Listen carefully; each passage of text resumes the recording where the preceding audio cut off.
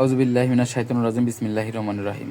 সম্মানিত দর্শক বন্ধুরা, আজকে আমি আবারও একটি হাইব্রিড জাতের পেঁয়াজের ক্ষেতে এসেছি। তো পেঁয়াজের কিছু পুষ্টিমান, গুণগত মান এবং কিছু উর্বর মাটি নিয়ে আলোচনা করব। অবশ্য আপনারা শুনবেন। পেঁয়াজে প্রচুর পরিমাণ ক্যালসিয়াম ও সামান্য ভিটামিন সি রয়েছে।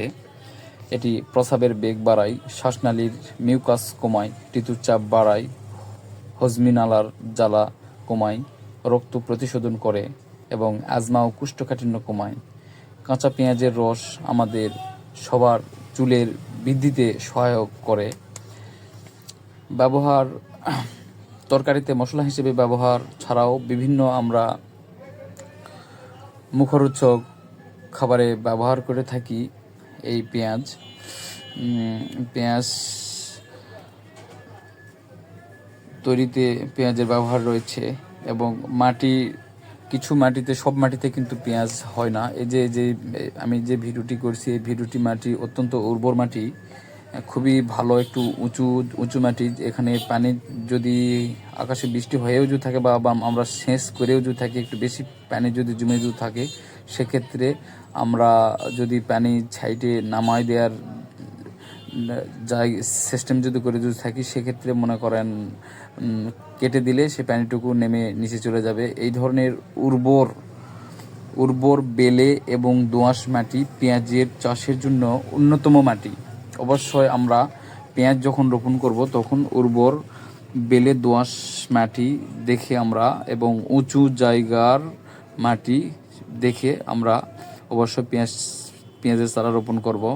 অবশ্য পেঁয়াজ যখন আমরা রোপণ করব তখন অবশ্যই মাটিতে বিভিন্ন জৈব সার, বিভিন্ন কীটনাশক ব্যবহার করার পর আমরা মিনিমাম 4 থেকে 5টি চাষ করব। চাষ করার পর মাটিটা একবারে আটার মতো ঝুরা করব। যাই হোক, ওই রকম একটু ঝুরা করার পর তারপরে আমরা বিভিন্ন আধুনিক যন্ত্রপাতি বা গরুর হাল দিয়ে আমরা মাটিটি সমান করে নিয়ে তারপরে কাপ সিস্টেম করে আমরা এই পেঁয়াজ লাগাবো। তো পেঁয়াজটি অবশ্যই মাটি থেকে অল্প হাফ ইঞ্চিরও কম নিচে রাখবো, মাটির নিচে দিয়ে মাটি দিয়ে ঢাকায় দেব। এইভাবে পেঁয়াজ লাগালে ইনশাল্লাহ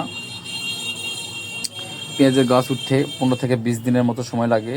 তো গাছ ওঠার পর আমরা যদি কোনো গাছ সম্পূর্ণভাবে না ওঠে, তাহলে আমরা হালকাভাবে 15 থেকে 20 দিনের মধ্যে একটি সেচ দিব। সেচ দেওয়ার পরে ইনশাল্লাহ আল্লাহর রহমতে গাছ সব উঠে যাবে। উঠে যাওয়ার পরে তারপরে আমরা একটা নিড়ানি দেব। নিড়ানি দেওয়ার পর আমরা মাকড়ের জন্য আমরা কীটনাশক ব্যবহার করব। অবশ্যই আমরা মাকড় চিনব, তারপরে আমরা কীটনাশক ব্যবহার করব। তো এই ছিল আজকের মতো আমার এই পেঁয়াজের ক্ষেতের ভিডিও নিয়ে। তো বন্ধুরা, আপনারা ইনশাল্লাহ দোয়া করবেন, আমি আরও নিত্য নতুন ক্ষেত এবং ফসল নিয়ে আপনাদের মাঝে আমি থাকব।